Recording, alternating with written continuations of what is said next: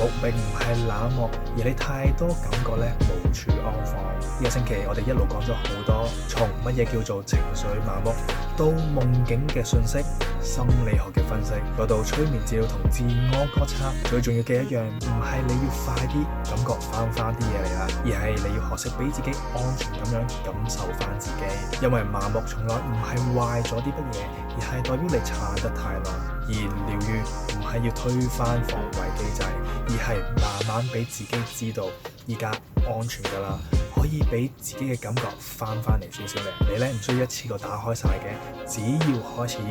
俾自己感受到一啲嘅光、一啲嘅溫暖就已經足夠。如果你都覺得自己心入邊咧好耐都冇被理解過，我都想邀請你一齊用夢境催眠治療重新連結翻你嘅內心。如果你想幫助自己嘅話，不妨喺下邊留言俾我，或者直接 DM 我，睇下我可以點樣幫到你。